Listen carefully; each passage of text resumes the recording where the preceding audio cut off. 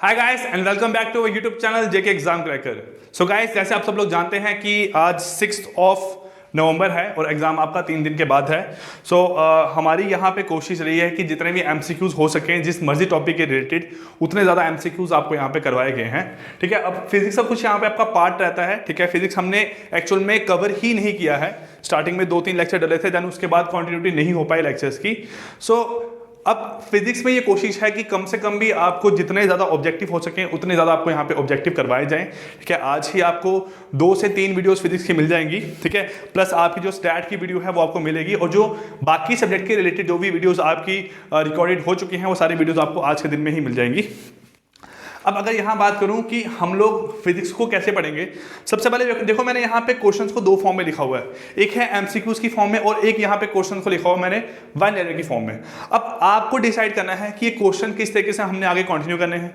ठीक है, अब क्या बात है, देखो अगर हम लोग आपको यहाँ पे कोई एक एमसीक्यू करवा रहे हैं ना, एमसीक्यू मतलब क्या हुआ, मल्टीपल चॉइस क्वेश्चंस। अब इनमें एक क्वेश्चन के थ्रू ना ज्यादा नहीं तो आपके कम से कम 2 या 3 क्वेश्चन निकल के आएंगे। लेकिन यहाँ पे क्या है, ये आपके 1 वर्ड वाले आंसर हैं, तो जो लाइन पूछी है उसी के रिगार्डिंग जो उसका आंसर आएगा हमने डायरेक्टली यहाँ पे आंसर ही लेके चलना है ना। सो आपकी मर्जी है, आप जैसा बताओगे कमेंट सेक्शन में। प्लस इस वीडियो के जो डिस्क्रिप्शन बॉक्स की बात करूं, ठीक है, मैंने एक पिन कमेंट किया होगा, उस कमेंट को देख लेना।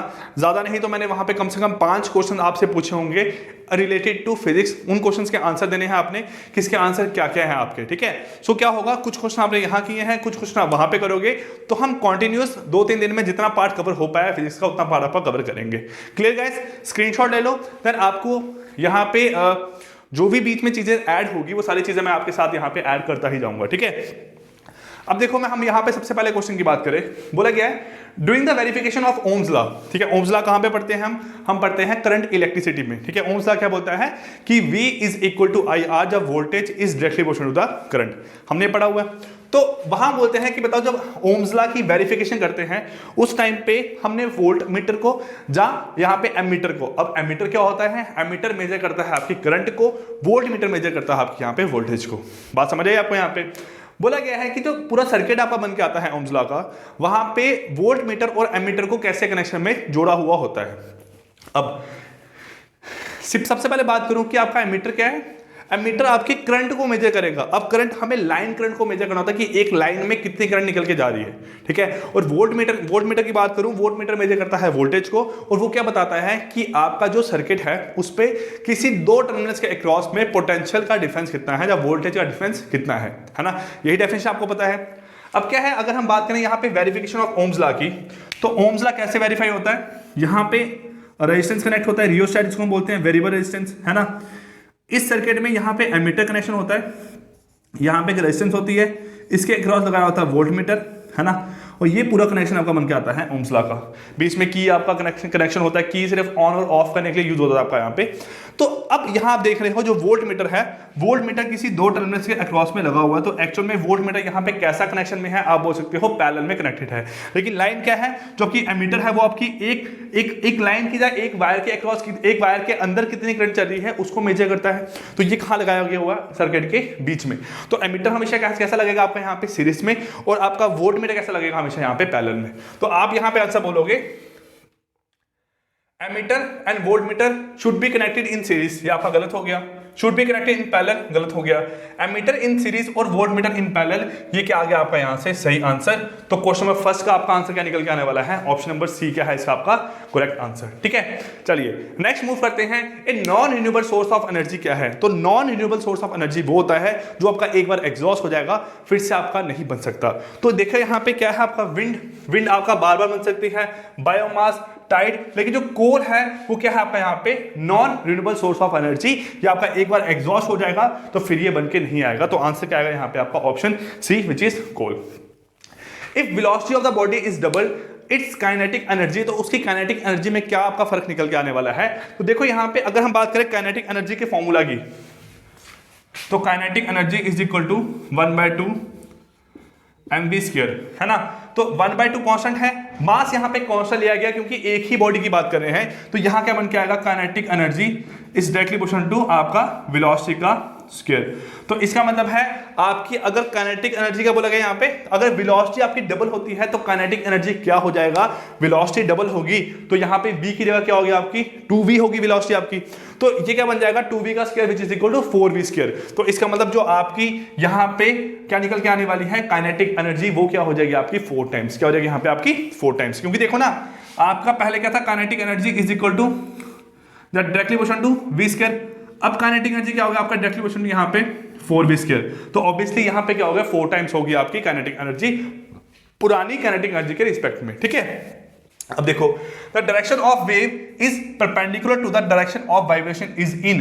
तो आपका जो यहाँ पे डायरेक्शन ऑफ वेव है वो परपेंडिकुलर होता है डायरेक्शन ऑफ वाइब्रेशन के किस वाले केस में। तो दो तरह की वेव होती है, एक होती है आपकी यहाँ पे लॉन्गिट्यूडिनल वेव और एक होती है आपकी यहाँ पे ट्रांसवर्स वेव। जो ट्रांसवर्स वेव है उसकी डेफिनेशन क्या बनती है, उसकी डेफिनेशन बनती है कि हमारे पास जो इलेक्ट्रिक और मैग्नेटिक फील्ड है वो आपस में कैसी रहती है आपकी perpendicular. Transverse wave is also known as electromagnetic wave, है ना। इलेक्ट्रिक एंड मैग्नेटिक फील्ड कैसे रहती है आपस में perpendicular and also perpendicular to the direction of आपका जिस डायरेक्शन में वेव आपकी मूव कर रही होगी। तो वही बोला गया मेरे पास is perpendicular to the direction of vibration, direction of vibration. तो आपका आंसर यहां पे क्या निकल के आने वाला है, option number A which is transverse wave, ठीक है।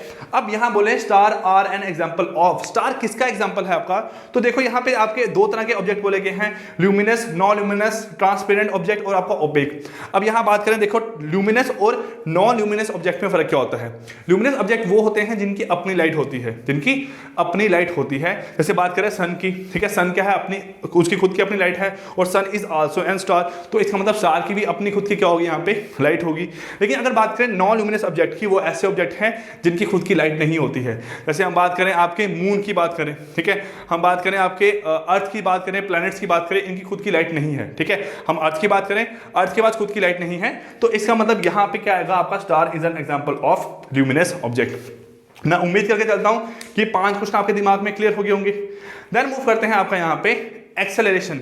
एक्सेलरेशन क्या है, acceleration is a vector quantity which indicate that it's value, ठीक है। एक्सेलरेशन क्या है आपकी वेक्टर क्वांटिटी। एक्सेलरेशन होता क्या है, rate of change of displacement of an object, क्या बोलते हैं, rate of change of displacement of an object. तो एक्सेलरेशन को शो करते हैं आपका d x by d t square, d x by d t square. तो rate of change of displacement, x क्या है यहाँ पे डिस्प्लेसमेंट, तो ये क्या होगा आपका यहाँ पे वेक्टर क्वांटिटी, क्या होगा वेक्टर क्वांटिटी। तो इसके वेक्टर होने से आपका एक्सेलरेशन भी यहाँ पे क्या हो गया वेक्टर क्वांटिटी। के ऊपर एरो साइन लगाने से शो करता है कि वो आपकी वेक्टर है या फिर वेक्टर नहीं है, क्या आपने बात ध्यान रखना है, ठीक है। अब क्या है आपका एक्सेलरेशन पॉजिटिव होता है, नेगेटिव होता है, जीरो होता है। तो आपका आंसर है ये तीनों लाई करता है, आपका पॉजिटिव भी है, नेगेटिव भी है, आपका जीरो भी है। सपोज करो आप मूव कर रहे हो, ठीक है, बोला गया rate of change of displacement of an object, ठीक है। अब क्या है यहाँ पे sorry rate of change of velocity of an object, इसको यहाँ पे चेंज कर देना, rate of change of velocity of an object. तो d v upon d t square, हाँ ये ठीक है आपका यहाँ पे। अब क्या है यहाँ पे हम बोल सकते हैं d v upon d t, d v upon d t. एक बार देख लेते हैं, देखो एक्स है आपका यहाँ पे अगर डिस्प्लेसमेंट, तो rate of change of displacement क्या होगा आपका यहाँ पे velocity d x by d t, क्या होगा यहाँ पे आपका वेलोसिटी। अब rate of change of velocity क्या होगा आपका यहाँ पे d v upon d t, ये क्या होगा आपका यहाँ पे, ये आपका बनेगा यहाँ पे क्या आपका एक्सेलरेशन, ठीक है। तो डीवी अपॉन डी टी क्या है एक्सेलरेशन। लेकिन हम यहाँ बोल सकते हैं कि v की जगह अगर ये पुट करेंगे तो बनेगा डी एक्स वेक्टर का स्क्वायर अपॉन डी टी का स्क्वायर, डी एक्स वेक्टर का स्क्वायर अपॉन डी टी का square, sorry D square x upon D square x upon d T का स्क्वायर। ये क्या बन के आएगा आपका यहाँ पे एक्सेलरेशन, क्या बनेगा एक्सेलरेशन। अब क्या है यहाँ पे देखो कि एक्सेलरेशन पॉजिटिव है, नेगेटिव है और यहाँ पे क्या है जीरो, ये तीनों बोला गया है, ठीक है। अब rate of change of velocity, अगर वेलोसिटी चेंज होती रहेगी तो आपका एक्सेलरेशन की वैल्यू क्या होगी, चेंज होगी। ये बात आपको समझ आ रही है। क्या है देखो अगर आप स्पीड देते हो, एक्सेलरेट कर रहे हो गाड़ी को, तो इसका मतलब उसकी पॉजिटिव एक्सेलरेशन हो रही है, ठीक है। अगर आप कम कर रहे हो तो उसकी यहाँ पे कैसे हो रही है नेगेटिव एक्सेलरेशन। और अगर आप उसको वैसा ही पकड़ के रख रहे हो तो आपकी यहाँ पे वेलोसिटी में चेंज नहीं आ रहा है, वेलोसिटी आपकी सेम है। अगर वेलोसिटी चेंज है तो उसकी डिफरेंशिएशन क्या होगी आपकी यहाँ पे जीरो। अगर डिफरेंशिएशन जीरो है तो इसका मतलब उसका जो वैल्यू है वो निकल के क्या आएगी जीरो। तो इसका मतलब एक्सेलरेशन आपका यहाँ पे पॉजिटिव भी हो सकता है, नेगेटिव भी हो सकता है और आपका यहाँ पे जीरो भी बन के आ सकता है। ये बात भी आपको यहाँ पे क्लियर होगी। याद रखना क्या था, मैंने यहाँ पे पहले गलत लिख दिया था, d square v upon d t square क्या है, displacement, rate of change of displacement velocity. अब rate of change of velocity क्या बनता है आपका यहाँ पे एक्सेलरेशन, ये एक्सेलरेशन है और एक्सेलरेशन को हम इस फॉर्म में भी लिखते हैं, ये भी आपका एक्सेलरेशन है, ये भी आपका क्या है एक्सेलरेशन, ठीक है। मतलब हम डिस्प्लेसमेंट को अगर डबल टाइम डिफरेंशिएशन करते हैं तो क्या बन के आता है आपका यहाँ पे एक्सेलरेशन। क्लियर। अब देखो नेक्स्ट क्या है, light year is a unit of, light year, year से लोगों को लगता है टाइम का यूनिट होगा, किसका यूनिट होगा यहाँ पे, टाइम का यूनिट होगा, लेकिन जो लाइट ईयर है वो आपका डिस्टेंस का यूनिट होता है। वो किसका यूनिट है आपका यहाँ पे, डिस्टेंस का यूनिट आता है क्या आपका यहाँ पे, लाइट ईयर, ठीक है। अब बोलते हैं distance travel by light in 1 year is known as light year. अब नेक्स्ट है आपका यहाँ पे क्वेश्चन नंबर 8। क्वेश्चन नंबर 8 में क्या बोला कि parsec is the unit of, तो पार्सेक भी आपका यहाँ पे किसका यूनिट होता है, डिस्टेंस का, किसका यूनिट होता है आपका यहाँ पे डिस्टेंस का। और आपने बताना है कि पार्सेक डिस्टेंस का यूनिट तो है, लेकिन क्या किस चीज के कैसा डिस्टेंस का यूनिट है आपका यहाँ पे, ठीक है। हम कहाँ पे इसको मेजर करते हैं, कैसे मेजर करते हैं, ये आपको बताना है कमेंट सेक्शन में कि इसका आंसर क्या आएगा। नेक्स्ट बात करूं यहाँ पे टर्बाइंस एंड डायनेमोस। अब टर्बाइंस एंड डायनेमोस की बात करूं तो टर्बाइन क्या होती है, देखो जब आपको पता है जो आपके हाइड्रो इलेक्ट्रिक पावर प्लांट होते हैं जिसको हम डैम बोलते हैं, वहां पे पानी आपका किसी हाइट से एक टर्बाइन पे गिरता है। टर्बाइन क्या होगा, सपोज करो जो आपके घर में एग्जॉस्ट फैन लगे होते हैं ना, उस शेप के आपकी एक बड़ा सा एक आपका एक फैन होता है जिस पे जब पानी ऊपर से गिरता है तो उसके जो उसके हम बोल सकते हैं जो पंख है उसके वो आपके मूव करते हैं, तो वहां से आपकी इलेक्ट्रिसिटी प्रोड्यूस होती है। तो हम बोल सकते हैं कि जो मैकेनिकल एनर्जी है वो आपकी चेंज किसमें हो रही है, यहाँ पे आपकी इलेक्ट्रिकल एनर्जी में। तो वही आपका क्या रहता है यहाँ पे डायनेमो, और वही क्या रहता है आपका यहाँ पे टर्बाइन। तो यहाँ पे आंसर क्या आएगा, are used to convert which type of energy into electrical energy.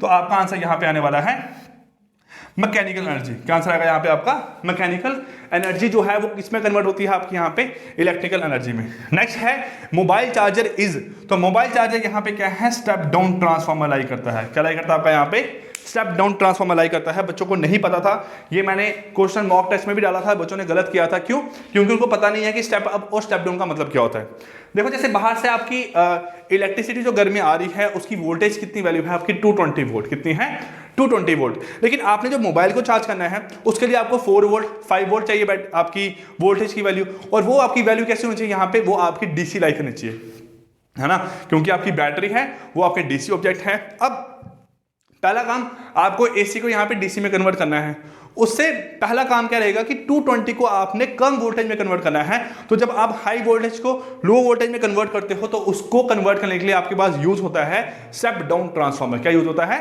Step down transformer. तो इसका आंसर आने वाला है स्टेप डाउन ट्रांसफार्मर आपका क्या होगा यहाँ पे यूज होगा, ठीक है।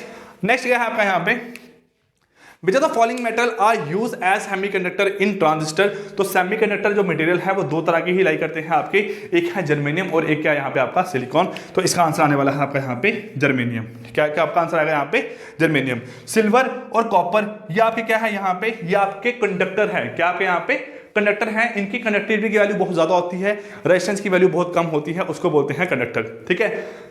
तो जो यहाँ पे जर्मेनियम है, जर्मेनियम आपका जो सब्सटेंस है ये यूज होता है आपका इलेक्ट्रॉनिक डिवाइसेस में। किसमें यूज होता है आपका यहाँ पे, इलेक्ट्रॉनिक डिवाइसेस में। तो जर्मेनियम और सिलिकॉन ये दोनों कैसे हैं आपके यहाँ पे, सेमीकंडक्टर मटेरियल है। आपका ग्रेफाइट यहाँ पे क्या है आपका, ये आपका यहाँ पे लाई करता है आपका इंसुलेटर लाई करता है आपका ग्रेफाइट, ठीक है। नेक्स्ट बात करें electric conduction in semiconductor take place due to. तो ये आपको याद रखना है जो आपके सेमीकंडक्टर हैं इनमें दोनों तरह के चार्ज कैरियर की वजह से कंडक्शन होती है, एक है आपका इलेक्ट्रॉन्स और एक है आपका यहाँ पे होल्स, ठीक है। तो इसका आंसर आएगा आपका यहाँ पे option C which is both electrons and holes, ठीक है। आपको इतना डीप में जाने की जरूरत नहीं है। सेमीकंडक्टर मटेरियल दो तरह के होते हैं, आप बोलोगे पहले होते हैं एक तरह के हम इंट्रिंसिक, एक होते हैं एक्सट्रिंसिक। इंट्रिंसिक होते हैं प्योर फॉर्म, एक्सट्रिंसिक होती है आपके यहाँ पे इम्प्योर फॉर्म, उसमें डोपिंग होती है। फिर वो देन फर्दर दो टाइप के होते हैं, एक एन टाइप का और एक होता है यहाँ पे पी टाइप का। एक में ट्राइवेलेंट इंप्योरिटी ऐड होती है, एक में आपकी पेंटावेलेंट इंप्योरिटी ऐड होती है। तो इतना डीप में जाने की जरूरत नहीं है, जितना बता रहा हूं इतना ही आपको याद रखना है। CT scan is done by using. अब सीटी स्कैन कैसे आप करते हो यहाँ पे, तो सीटी स्कैन करते हो एक्सरेज से। किससे करते हो यहाँ पे, आपके एक्सरेज के। आपका वन लेने से क्या होगा फायदा कि हम जितने ज्यादा हो सके उतने ज्यादा ऑब्जेक्टिव करेंगे, लेकिन इनसे कम से कम हर एक क्वेश्चन से आपको कुछ ना कुछ सीखने को मिलेगा ना, ठीक है। आपको हर एक क्वेश्चन में, अब मैंने बताया ये आपके इंसुलेटर कंडक्टर है, इनकी रेजिस्टेंस की वैल्यू कम है, कंडक्शन की वैल्यू क्या है ज्यादा है। तो ये आपको चीजें तब सीखने को मिलती है जब आप एमसीक्यूज पढ़ते हो। और ये क्वेश्चन मेरे अकॉर्डिंग या जेकेएसएसबी के एग्जाम में ऐसे ही क्वेश्चन आएंगे और ऐसे ही क्वेश्चन आते हैं। हाई लेवल लो लेवल ये आप लोग डिसाइड नहीं कर सकते हो ना। आपको जो चीजें आती हैं वो आपके लिए लो लेवल है, जो नहीं आती है वो आपके लिए हाई लेवल है। तो ये मत कमेंट करा करो कि सर क्वेश्चन बहुत ईजी हो गए, आते हैं तो मत करो ना, ठीक है। कितने नंबर आएंगे वो तो आपका एग्जाम आने पे पता लगेगा ना, ठीक है। बहुत लोग मॉक दे रहे हैं, साइंस के मॉक बहुत लोगों ने दिए हैं, तो मैं देख रहा हूं बच्चों के कितने नंबर आ रहे हैं। अगर 500 प्लस लोगों ने मॉक दिया है तो उनमें कम से कम आपके 20 लोग ही होंगे जिन्होंने 80 से ऊपर नंबर लिए होंगे या 70 से ऊपर नंबर लिए होंगे। बाकी सबके नंबर तो आपके एवरेज में ही आ रहे हैं ना। तो अगर इतने ही आपको साइंस आती है तो वहां पे 100 प्लस मार्क्स लेके बताओ, जो सॉरी 90 प्लस मार्क्स लेके बताओ, 100 मार्क्स लेके बताओ ना फिर। तो ये चीज दिमाग में भूल जाओ कि क्वेश्चन आसान है, क्वेश्चन आपके मुश्किल है। एग्जाम में क्वेश्चन आपको जो आते हैं वो आसान ही लगते हैं ना। Clear. Wave use for telecommunication, telecommunication के लिए कौन सी वेव यूज होती है? तो आपका आंसर आएगा माइक्रोवेव। क्या आंसर आएगा? माइक्रोवेव।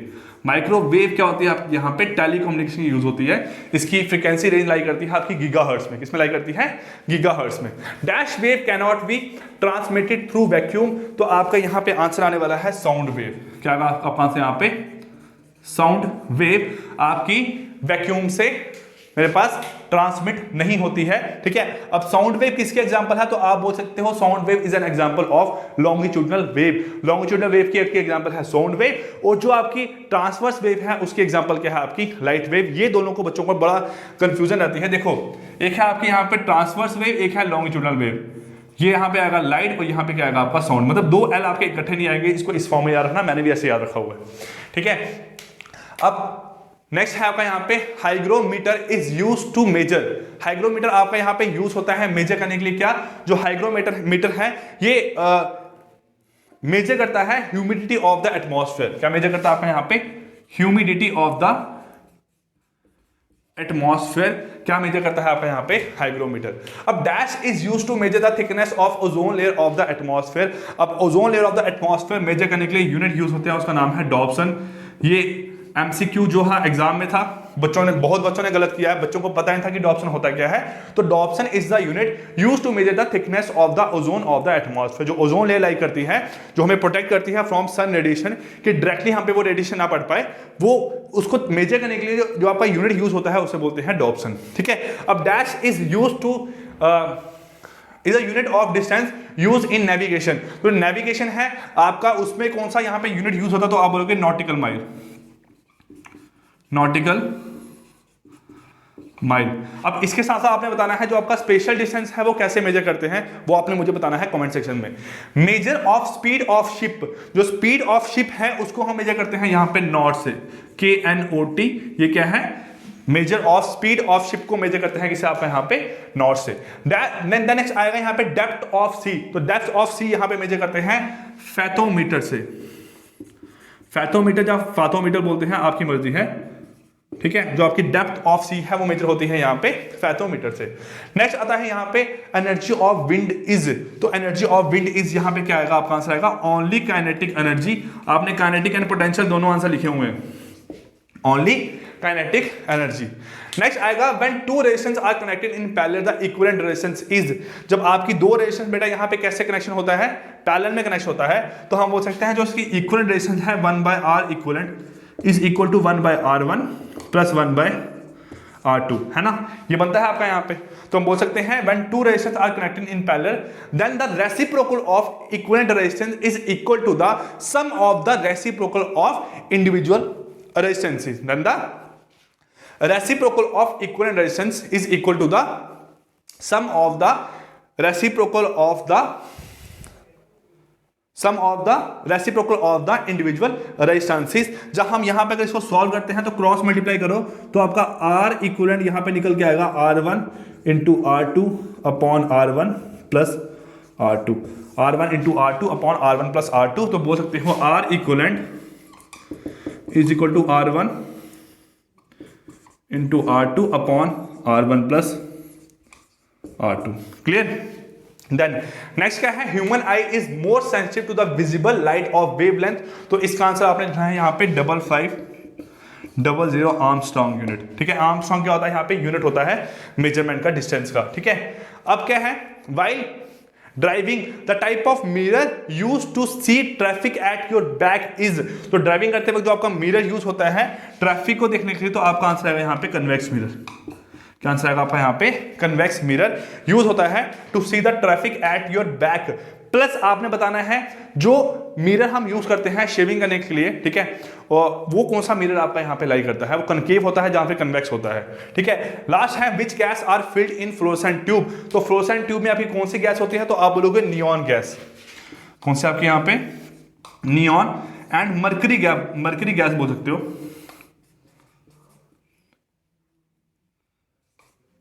ठीक है। नियॉन एंड मर्करी ये दोनों आपकी गैस यूज फिल होती है किसमें, आपके यहाँ पे फ्लोरोसेंट ट्यूब में। Clear guys? तो देखो ये आपके 25 क्वेश्चन हुए। मैं उम्मीद ये मान के चलता हूं कि उन क्वेश्चन से ज्यादा नहीं तो आपके 3-4 क्वेश्चन और निकल गए होंगे, है ना। देन यहाँ पे इंटेंसिटी की बात करूं, इंटेंसिटी को यूज करने के लिए आपका यूज होता है, हम बोलते हैं ल्यूमिनस इंटेंसिटी को मेजर करने के लिए जो आपका यूनिट यूज होता है उसे बोलते हैं कैंडला, ठीक है। फिर आपका स्पीड ऑफ लाइट आपको पता है मीटर पर सेकंड टाइम हो गया। और क्या चीजें यहां पे बन सकती है आपकी, ट्रांसवर्स वेव में क्या लाई करता है, आपकी क्रस्ट और ट्रफ लाई करते हैं। लॉन्गिट्यूड में क्या लाई करता है, आपका कंप्रेशन और रियरफेक्शन लाई करता है। बेटा ये सब चीजें हमने पढ़ी हुई है ना 10th क्लास में, तो इतनी चीजें आपको पता होनी चाहिए। इन्वर्टर क्या होता है, जो आपका इनपुट को इन्वर्ट कर देता है। एसी होगा जहां बोल सकते हैं +5 को -5 कर देगा, है ना।